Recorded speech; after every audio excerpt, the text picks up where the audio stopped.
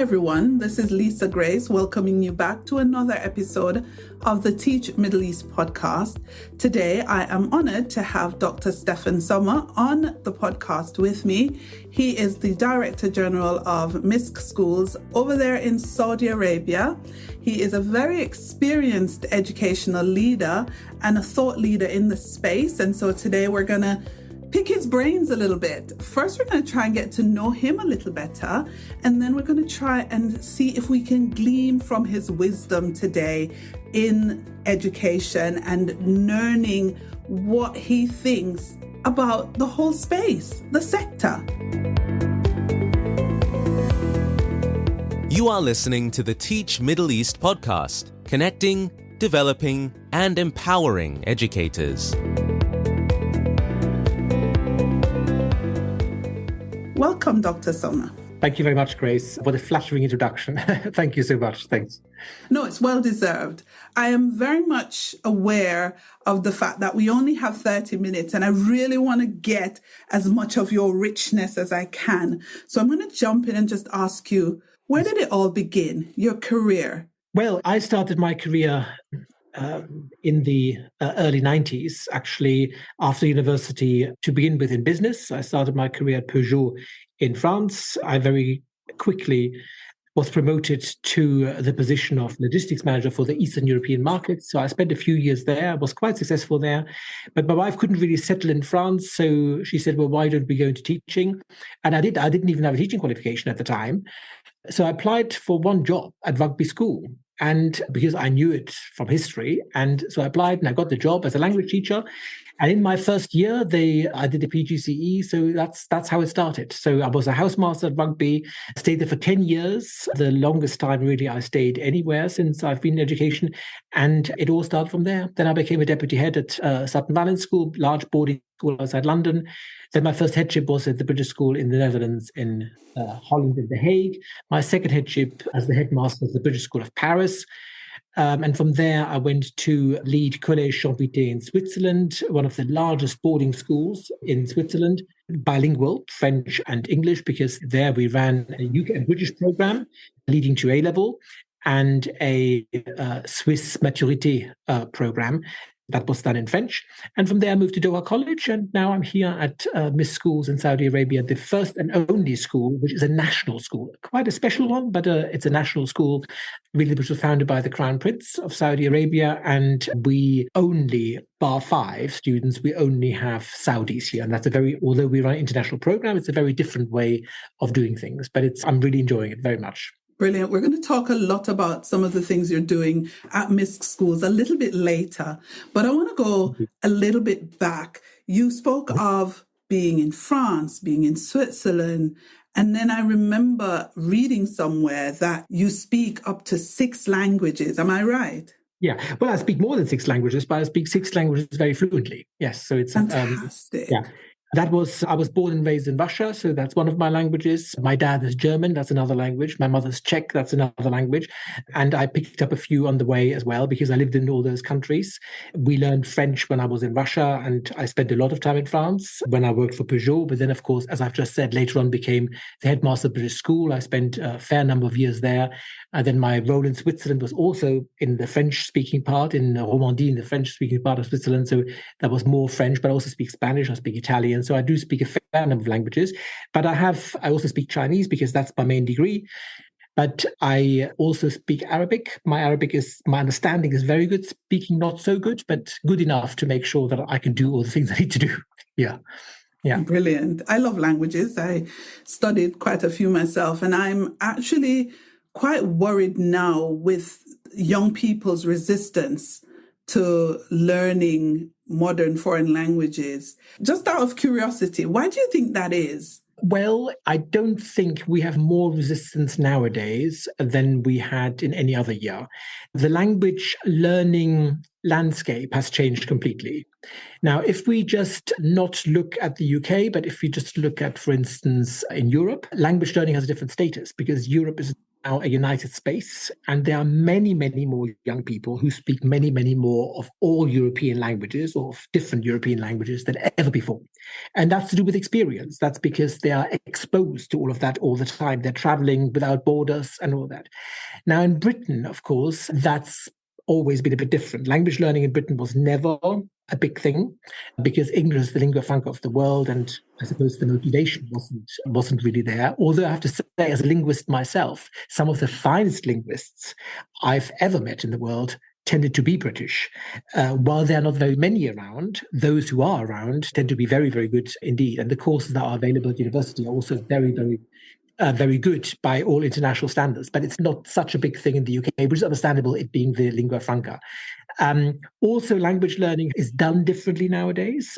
Students don't learn so very much systemically anymore. So it's more like everything learning by doing. So you pick up from songs, you pick up from holidays and that kind of thing, and you then expand on that. That in the olden days was not so much the case. You learned a language really from the very beginning, in a very systemic way, with grammar, with structure.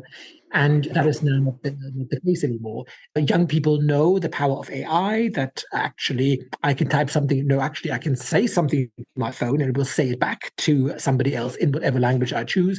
And that has also made language learning, it's given a different status. But we mustn't forget, I'm not one of those who poo-poos those things, although I'm a linguist. I don't, because I know from many young people that I've worked with that they have a different way of learning languages. And that is one of them. Even by using apps, for instance, they are picking up these things and use them quite confidently. And that is another thing. Confidence in speaking languages has increased phenomenally. Although maybe the competency level when it comes to the accuracy of the language, that is not as good as it used to be in learners, but certainly the students are much more confident and are therefore much more easily able to say something on a subject that they want to talk about. Most of course, it's general living stuff and that kind of thing. It's not necessarily academically very high level things, but GCSEs, for instance, and even A levels have never really been meant to be that kind of thing. They're not degree holding language qualifications. But I don't really agree with the fact that students don't learn language anymore. They learn them differently. That's eye-opening. And I think I'm also thinking back to my time when I taught languages. So I did study linguistics at school, at university, and I taught languages. I thought so from hearing how you pronounce my name. Oh, thank you. So what bothered me then was the fact that we had real resistance in England, that is, to students learning modern foreign languages because they really did think the lingua franca English was sufficient. And many did go on to learn, actually a language is beneficial, but they didn't. Anyway, we digress. Tell me, what led you to the Middle East? Well, I've always sort of had a liking of the Middle East. It's always been my ambition to, if possible, to work in a school in the Middle East. The opportunity didn't really come round. So it wasn't, when I really moved around from one headship to the next, I was always headhunted from where I was into a new place. And I've always been very keen on being in the Middle East, and because I'm also the vice chair of COBIS, I've always taken a very keen interest in what's happening in the Middle East, because I have always seen it as a potential area where a lot of innovation could be happening very quickly, because there's a lot of agility with finance. There is the very strong will to move up the international ladder in everything, in science, technology, in education, in whatever, very fast. And normally when you've looked at nations like that before, the US was one of those nations, and they climbed up very quickly in a historical context. So I've always thought that the Middle East could be one of those nations. And in the days sort of when Dubai first started sort of becoming a bigger place, I'm old enough to remember when it wasn't. But I remember very distinctly when Dubai became sort of a place to be spoken about. I could see that a lot of things were happening there in schools that you couldn't easily observe in others in well-established systems, because there is a downside of well-established systems that we have in the West, and that is that we are in a rut. It's always worked, and why can't we just fiddle a little bit with it and make it work better? Although, we know from research that actually a big overhaul needs to be done in order to make it perfectly, but make it work perfectly. But, why should we when it's perfectly all right as it is? Because all of that is finance, all of cost. Any big change costs a lot of taxpayers' money, and therefore people are reticent. And so I've always liked, particularly you're spearheaded by Dubai, I've liked the gutsiness of them that in the Middle East. They were so keen on making it to the top of the ladder very quickly that anything went, and they were quite happy to try very innovative, very disruptive models of doing things very quickly. And considering the culture, which is quite conservative in the Middle East, I've always found that happening. Yeah, I do. It's always been an interest of mine, but I've never really had an opportunity until 2014, 15, when I joined Doha College to really go there. But it came, it just came almost naturally to me, because when I was in Switzerland and Doha College came up, I was approached, and I also had a very keen interest. So the two things matched very quickly, and the rest is history. Brilliant. Your time at Doha College, what's one word that you'd use to describe it? I think that was at the time, most revolutionary time, because I left Doha College having doubled its numbers, having given it a brand new campus, which is now one of the finest in the world, having organized the finance for it, restructured it completely. And I would like to think that with my team there, the school had become one of the top schools, certainly in the Middle East, but even beyond. And we've done many, many innovative things, from the academy, high performance learning, and, the way we structured the school for students to go through from primary all the way to the upper sixth form, knowing that it was almost guaranteed that they would do well. Systems were so tight and so well arranged. And I was proud because the systems were good, and yet the children were happy. It was a very happy school. So I enjoyed my time at Doha College. And the new campus had been planned for 12 years before I arrived there. And actually, people had given up thinking that it would ever happen. And then all of a sudden, once we'd made the right moves and finance could be arranged and we got a loan and all of these kind of things, it then went very quickly. So I was very proud when I left Doha College. I thought, well, I'm leaving that school in a very, very good space. And then you made your journey to Saudi Arabia. What has that been like? Well, Doha College was a very good preparation for it, because when I arrived here, and this is just to give you a bit of context, it's the Crown Prince's School. It is literally a school that is unparalleled in the world, because we have a new campus too, which was 1/3 done by the time I arrived here, which was very difficult for me to take over a campus that was not even half done. And it's about double the size of the campus in Doha College. That was 100,000 square meters. This is well in excess of 200,000 square meters. It is 10 buildings. It is a sports spine. It is with an Olympic swimming pool, Olympic diving pool, Olympic sports halls, basketball courts, with riding facilities, go-karting facilities, esports facilities, and golfing facilities. It is quite extraordinary what we've got here. I've got an Olympic gymnastics hall. So it's actually, now that the campus is finished, and it was quite difficult to begin with, because they haven't quite realized that when this campus comes into fruition, it will be more than a school, because we are also an Olympic training center. And that, for looking at where Saudi stands and what the vision for 2030, which was done 7 years ago, and we have another 7 years to go. This school sets educational standards, and I see myself very much as a physical representation of the vision for 2030. It has 3 main pillars, but the vision, and one of the pillars is the human capital piece, which really is called Ambitious Nation. And I see Misk Schools as the backbone of creating that ambitious nation, because not only are we are quite the lead school, I'll say a bit more about that in a second. We are a highly selective school. We are the school for the future leaders of Saudi, in Saudi, and that is not necessarily the political leaders, but it would be leaders of companies, leaders of organizations, leaders of in the spirit of Saudi internationally, the WHO, in UNESCO, in all those various organizations. And as such, we are also set an example. We were set up as an innovative school, and we are. And I can tell you a few more things about it. And everything I do here, and I've spent enough time in the Middle East to be well in all of these things, to make these things available to Saudi government schools, so that the entire education education system can be uplifted by the work that we do here. We are exceptionally generously funded by the Crown, for which we are exceptionally grateful. We have a Broadway style theatre. We've got lecture halls here. As I say, I'm the vice chair of COBIS. I know hundreds of schools around the world. I've never even known that there could be a school like this.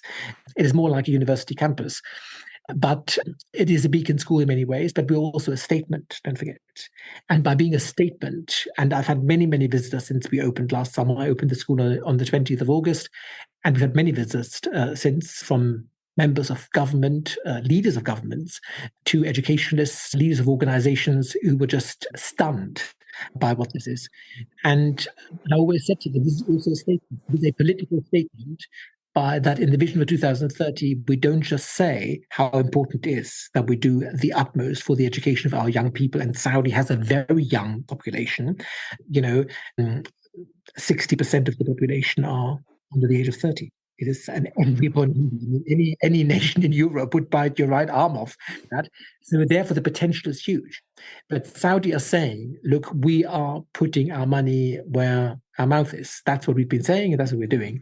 And that will stun quite a lot of people in the West, where education spending, if we take Britain as a case in point, has been going down since Tony Blair left office. And that was quite a while ago now. That's why schools are crumbling, standards are going down, teachers are striking because the terms and conditions are so bad. That cannot be good for the future of education, which is actually the future of your country. While Saudi is saying, this is, look, we do mean what we say. We don't just say it. And if you look around the Middle East, there's not only Saudi. I've just spent almost 10 years in Qatar. That's the same. Yeah, if you look at Qatar Foundation, if you look at some of the Qatari schools, they're still performance-wise not quite where they should be, but it won't be long because they are investing very, very heavily, and it will have an effect. That goes without saying. Yes, it will. And I've seen already, having been in this region since 2010 and having worked in the reform in Abu Dhabi, I've already seen the changes that are coming afoot as a result of the investment, not only in human capital, but in technology, etc. Talk to me about the innovation that you are doing at Misk Schools as it relates to the curriculum. Okay. Now, in the first instance, we are running an international curriculum, and we have chosen, and that's really at the moment the best choice. Really, all our students are Arabic speakers. All our students, and bar a handful, they're all Saudis. The entrance requirements, because we were found as the and the entrance requirements. So if you look at Misk Schools and you wonder what it is, when you look at the big public schools in the UK, Eton College, Harrow, Rugby, Cheltenham, Winchester, Godolphin, all of these schools, they all were royal foundations at the time, quite stunning places at the time when they were founded. And many of them were founded for the poor and for the general population. And we know nowadays, over time they didn't. They're now very expensive schools. But that is more or less what we are. We are that kind of a place. We are founded, a bit like Eton, as the elite school of the country, but in the 21st century, with everything that is, with all the technology, all the as has imaginable. And we're very proud of it. But broadly, that's the context. Because when Eton first started off, it was a school completely off scale, that nobody thought, well, how can a school be looking like this in those days? And that's exactly what the schools are like.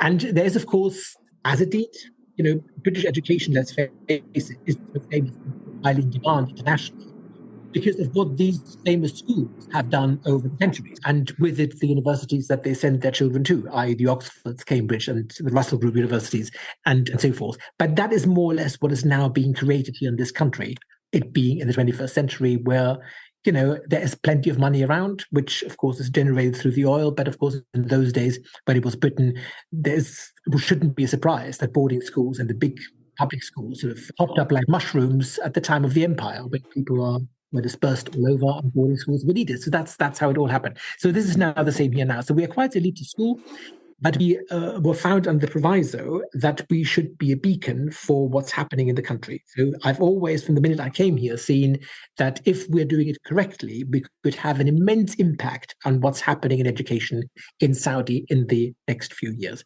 That's why many of the talks I've recently been given around the network here in the Middle East, mainly at guests, but also here at Edinvest here in Saudi, Edinvest in Dubai, and these kind of things, showing off the campus and telling things about it, but also sort of saying what impact this this will have. Often I link it directly to the vision for 2030, to which we really belong. Now, if we just go back to our vision and the mission that we've been given by the Crown Prince is that by 2030, we ought to be one of the top 10. And that's quite a mission, if you think about it. We're doing exceptionally well, and we've got very, very able students. I mean, the majority of the students I've got here at Misk Schools, and they're all Saudis, most of them, as I've just said, would fit into the top 10 to 15% of what was Doha College, ability-wise. And Doha College did exceptionally well. So we are well set for that. But there are several challenges. One challenge is that we're new, although we've got everything imaginable. One of my talks at Invest the other day, I said to investors, don't kid yourselves, a glitzy campus will not make a top school. The top school is about the people and what you do to your students. But, of course, since a top school with all this razzmatazz can offer a myriad of opportunities, and as we know from research into the most able students, that it is the myriad of opportunities that creates that additional intelligence that is needed in order to perform well at the end of the day. Of course, we're well set up for that. But of course, it all depends on how you use it and how you put it into practice. So the first thing that we did is design a diploma. So we've got our own diploma, which is the Misk Schools diploma, and very much in keeping with what universities want, and particularly the universities in the US, in the UK, but also in Canada, Australia. And that is, yes, academic results are very good, and they are a very important qualifier. They are a very important benchmark, very important currency, but they're only one thing. Because we know from research that the students with the best results at A level are not necessarily students who do best at university. And there are reasons for that, because we've been talking about 21st century skills for quite a while, so that seems to be a bit of an old hat, but it isn't so much, because there are several things that need to be had before age. So our diploma, only one of the quadrants out of 4 quadrants is academic results. And that we're doing IGCSE, we're doing IA level with the Cambridge suite, but that could, over time, that could change into something else, for instance, APs or something like that, depending on what the demand is. So that's very, very flexible, which is one of the reasons why we didn't opt for the IB, because the IB would not allow us to be the school that the founder, the Crown Prince, wants us to be. Because when you do the IB, you become an IB World School, and that's it. You are the IB World School. You're special. You are the IB World School, and that's not me saying anything bad about the IB, but the IB is the IB. That is what it is. And everybody knows what it is, and that has a huge advantage. But our founder did not want us to be a school like any other. And therefore, it was almost ruled out, because we would, by definition, be a school like many others. In fact, 2,400 to be exact, around the world. So we opted for A-level and IGCSE because it creates an air of flexibility that could actually be changed. You know, some A-level subjects could be in 1 year and others not. For instance, you can change as you want. You can add in pre-U, you can add in further maths, you can add in BTEC, you can add anything in. But we also do Saudi qualifications. Well, Saudi qualifications like the Daskhili in Kudarat, which is comparable to SATs in the US.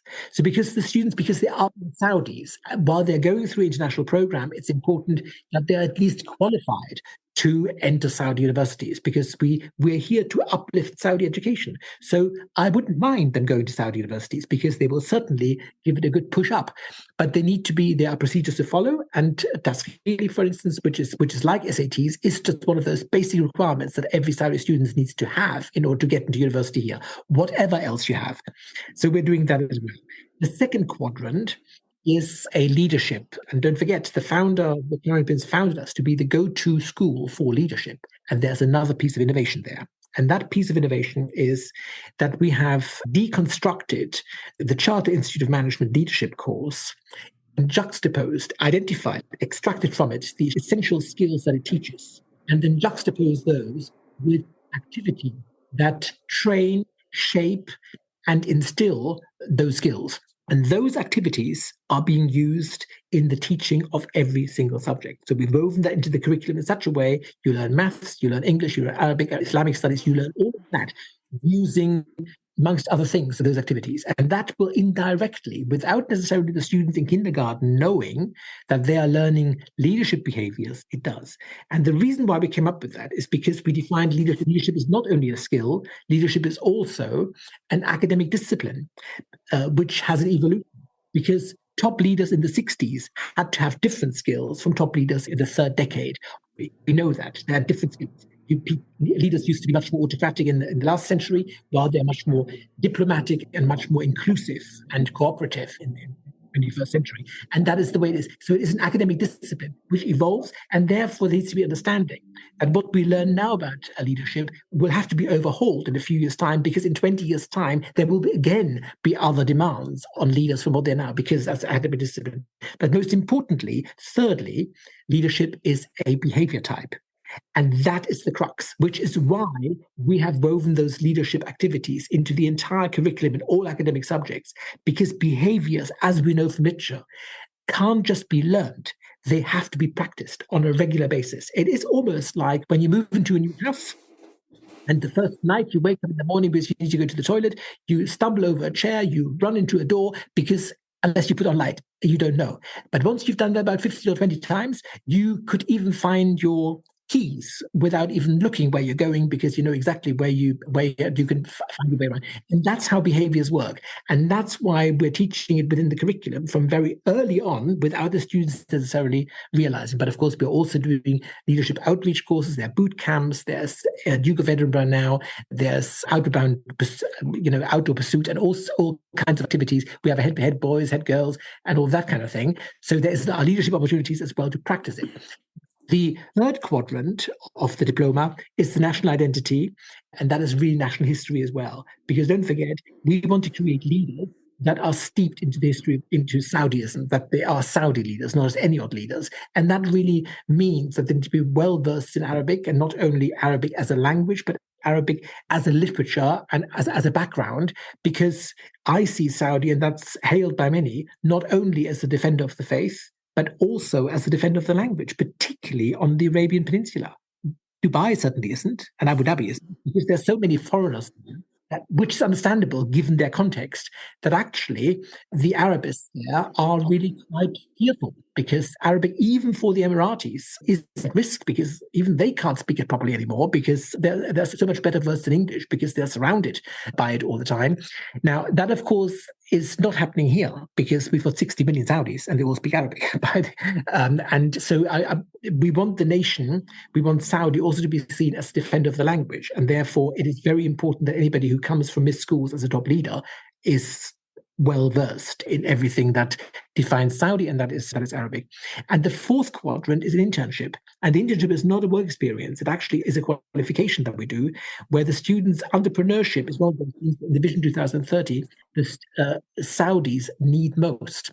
Saudis, if you ask the young people, they're generally quite well-educated, but they want to be safe. They want to work for the government because they know they get their salary every month and they get a good pension at the end. But it's not really in their gene pool that, I want to open my own business, I want to be innovative, I want to move things on. However, in order to have a sustainable economy in the future, you need that kind of intellect. You need that kind of people who think of new things and are gutsy and are happy to invest the money they have and open a company. And since that's not there, we are instilling entrepreneurship skills very early on within our CCAP program, but we then also make it compulsory for all students to do an internship, and they can either do it in grade 9 or they can do it in grade 12, which in the English system would be year 10 or year 12. So either in grade 11 or in grade 9, they can do the internship. And I have a number of companies lined up there that the students choose. The company doesn't choose the student, but the students choose the company, and they have to do a project in the company. And that is mainly because I want the companies to see value in what the students do there, and that it's really they either have to critique or praise a product, a structure, or the company as a whole in really quite an academic way, and they write a thesis about it, and they get an EPQ, an extended project qualification for it, which is actually, I now get companies that are tapping me on the phone, on the shoulder when I fly from Dubai to Riyadh and say, well, aren't you that guy from Misk Schools? We would quite like to join, as it happened when I last was in Dubai for a conference, we want to join your internship program. So that adds another skill to the students of something that in Saudi particularly is, across the Middle East actually, here is very badly needed. So that's one of the innovative things that we do here. We're also a high-performance learning school. There's quite a number. There's about 90 of us in the world, but we do it quite differently because we have woven this leadership piece that I've just been talking about, defining leadership as sort of leadership of self, leadership of others, and leadership of one's own expertise into the high performance learning program. Secondly, we have propped it up with a very intensive piece on critical thinking. We have woven into it safeguarding. That's another thing that we do very innovatively, because here in Saudi, safeguarding is not such a thing, but we've become the beacon for safeguarding. We do safeguarding actually in the same way as is in the UK, in many ways like the best schools in the UK. So everything is safeguarded here. All the students, all the staff, everybody here. We have safeguarding training on the regular basis. We have a very close relationship with the Safeguarding Alliance. We are spearheading things in safeguarding in sports because we've got the Olympic Sports Centre here. And we're also, of course, training Olympians or future Olympians in the country who are coming here to be trained, and then, of course, can apply for scholarships to join Misk Schools to become students here when they might be successful in the future and be international. Often the ones that we're training here would either be at least local, sometimes regional, often also international swimmers, basketball players, gymnasts, and that kind of thing. And some of them will, over time, be able to join Misk Schools on the basis of a scholarship. I haven't said that before, but I compare this, of course, to schools like the big public schools in the UK, just in the 21st century. We do, of course, have a scholarship program, very generous one. So 20% of all students that we have here can be scholars. So I do have a big scholarship pot. Those who pay fees, yes, the fees are high. For Saudi, they're high, very comparable to sort of top schools in Dubai. But for Saudi, our fees are very high. But as I say, many of our students are on scholarships, and they're very, very able students. And scholarship means they pay nothing, not even uniform, not even a trip. They pay nothing. And that allows that diversity. Coming back to how, for instance, the rugbies of this world started, for the poor people of rugby, that was how it initially started. And now, of course, they are all fee-paying schools, but they all have scholarships. And they're scholarships for that reason, because they still need to do what their founders once said. And our founder, being the Crown Prince at the moment, did say 20% will definitely scholars. And I don't have to go through a very long-winded process to ask for more. For more scholars. If there are more scholars that would qualify, and I do have space, I could even do that. That wouldn't be too much of a problem. So there's a real philanthropy really about us as well. So we were talking about innovation here. There are other things as well. We are, of course, in Saudiization is a big thing, which is very difficult to do here because many of my teachers have to be expat teachers. We've got quite a number of Brits, but also South Africans, from all the English-speaking countries and so forth.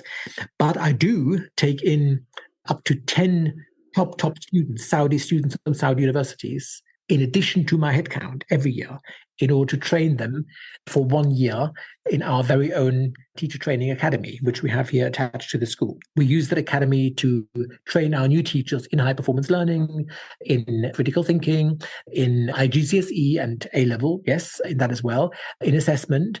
But those Saudi teachers, for instance, we teach them as well in transferable skills. That's not a thing in Saudi schools that is known. So anyone who's gone through school in Saudi wouldn't know what a transferable skill is and how to learn this. But so we teach them in that as well. So with the intention that after this year of being trained with us, they will get an IPGCE and they get QTS as well from Warwick University, who we've partnered with. So actually, this is a real upskilling of the Saudis, because they're not only then qualified to teach at Misk Schools, they can teach at any school here in Saudi, in a local school as well as international school, or indeed they could go to the US or to the UK or to Canada or wherever and teach. So this is a real upskilling for them. So we're doing that as well, which is another very innovative piece, which is highly regarded by the Ministry of Education. So much so that the structure of our teacher training academy, which we've put in place, is now being emulated by the National Institute for the Professional Development of Teachers, which is new, hadn't existed here before. So they're more or less emulating it on how we structure our academy here. So these are all innovative pieces that we've been doing here. Some really groundbreaking stuff. I was just soaking it all in and thinking, when am I going to make a trip over to see? By all means, come anytime. It is definitely going to be on my agenda pretty soon. I would love to, one, see the campus, and then also to see all the different programs that you've just outlined at work in real time. As a leader in the space, let's talk to fellow education leaders now. What do you think are some of the more vital skills that school leaders need to have in this era? And why do you think those skills are vital? Well, I think in this day and age, particularly in the Middle East, you need to be forward-looking, innovative, flexible, very understanding of the linguistic culture, but also the behavioral culture and the customs culture of the Middle Eastern countries. And I think you have to be adaptable, because what you've planned yesterday might not just happen in exactly that way next day. So the ability to have a very clear vision where you're going, to make sure that everybody is on that bus that you have put out that carries the vision, to make sure you're all going in the same direction, but at the same time enabling the people to do what they need to do and allow them to do what they need to do, but hold them accountable. As you know, I've led Doha College and many other schools in Europe. Accountability comes natural to Westerners because that's what we do from very early on, that we have to be accountable for what we do. That doesn't come so naturally to Middle Easterners, not so much, because we mustn't forget these are all monarchies, and they're not monarchies like the UK. These are absolute monarchies, and there's a hierarchy, and a very strict hierarchy. So there's a bit of a nervousness about making a decision and to be the ultimate person to be accountable.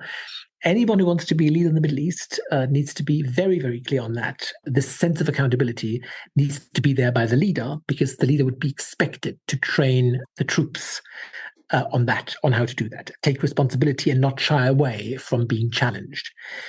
That takes me to the next point. There has to be confidence in oneself, confidence in one's own decisions. Nobody will want to make any rash decisions, and decisions have to be well thought through.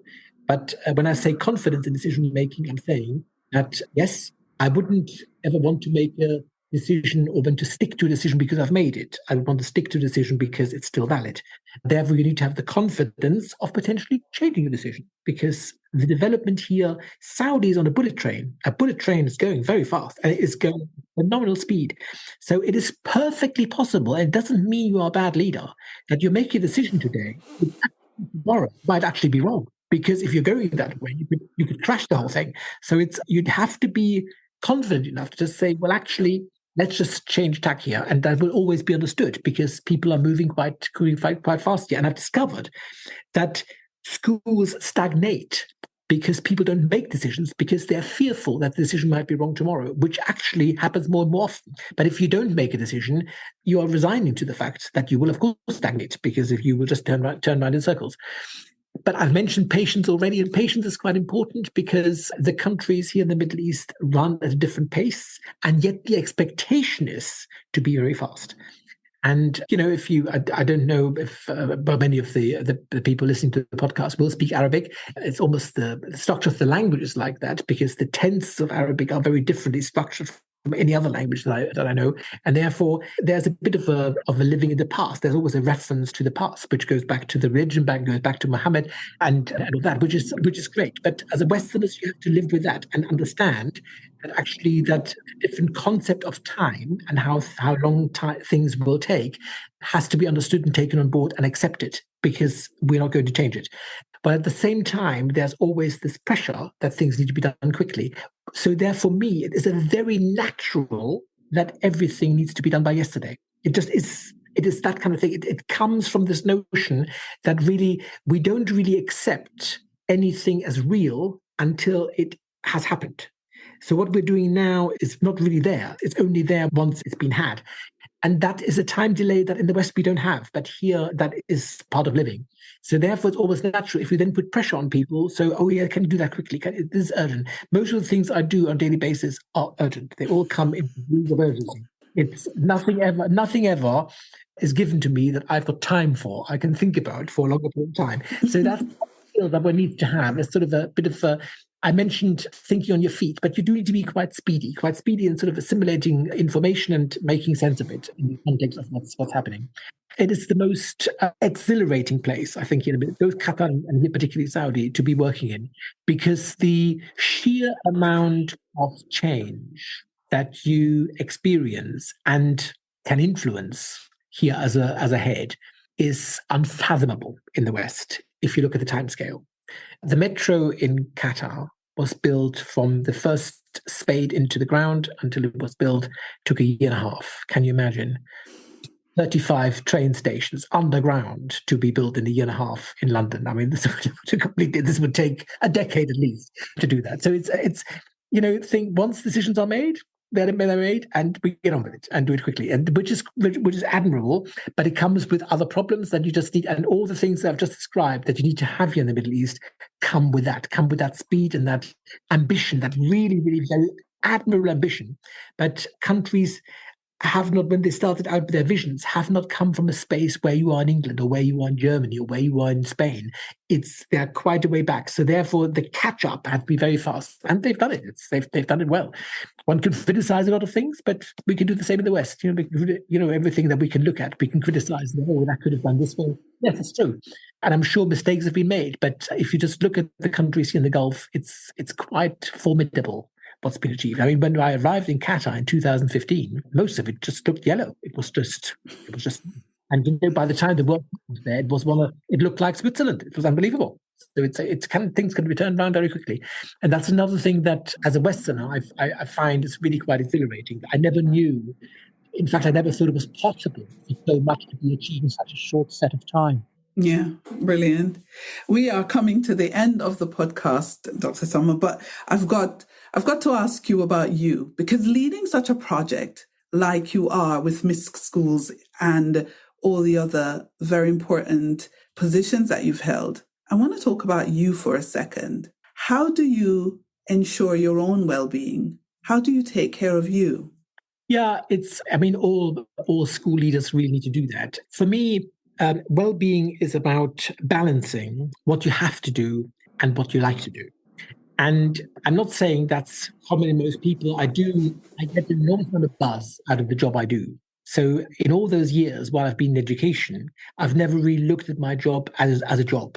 I've always looked at it as a way of being, as a way of living. I've roped my family into that when we were in boarding schools and when it was a 24-hour day anyway. And even now, I don't mind. I start much earlier than I have to start, and I finish much later than I have to finish. I stayed here all summer, for instance, to finish this campus. I mean, nobody asked me to do that. I did because, in order to get going, in order to make sure that we get on the ladder here to move quickly to the order of the vision, I better make sure all of that gets finished. And it did. So there needs to be, I get some of my well-being from that, not all of it. I mean, I do get tired as well because I've just taken a holiday at the beginning of the year. In the first week of January, we had a school holiday, in the second week of January anyway, because obviously you do run out of steam after. But I don't feel myself that I easily run out of steam because yes, the job's stressful. It always has been. But it's what I call positive stress, which also gives you it emits quite a lot of endorphins, which other people only get when they do things that they love doing. But I've organized my day like that. I'm a very keen sportsman. I'm very sporty. I do fitness and other sporty things every day for at least 2 hours, and I do it in the morning. I get up very early in the morning and I do sport. And I do sport before I start my work because that's the only time I own. In the evenings, I'm often out and about at functions or entertaining people or being entertained, doing things for COPAs. I'm also on outstanding schools on the board. I do other things, and so the evenings are often not mine. So I do that in the morning. I'm a chess player. I do clubs. I do publications. I'm an avid reader, a member of the International Balzac Society, famous French author of the 19th century. So it's I do a lot of other things as well that I enjoy doing. But I balance my life by making sure my job, which takes a lot of time, is part of my life rather than there's life and there's the job. I've never lived like that. I've always seen it as this is part of my being, which defines me. Yeah, I think what you've managed to get is work-life harmony. So you don't have that separation. You've allowed them both to flow harmoniously into each other, and that's commendable. But I just think it's very important that we all find our own ways. I mean, I know that is not the case for everyone. In a job like this, particularly in the world of education, where children only have one shot, at education, and it needs to work. You can't just say, oh, well, let's reload and try again. It needs to work. I take it very seriously indeed. I take the relationship with the parents very seriously indeed. I take the training of the staff and the relationship with the staff very seriously indeed. So I think I very early, when I first became a head, I just thought, well, either make it part of life or it simply won't work, or it will simply not be good enough at the end of the day, what I do. But I've enjoyed it. I've enjoyed it very much, and I've never regretted it. Brilliant. It has been absolutely enlightening. What a delight. Thank you. Thank you very much. Not at all. Thank you, Ace. Thank you so much. Thank you. Thanks. Bye-bye for now. Thank you for listening to the Teach Middle East podcast. Visit our website, teachmiddleeast.com, and follow us on social media. The links are in the show notes.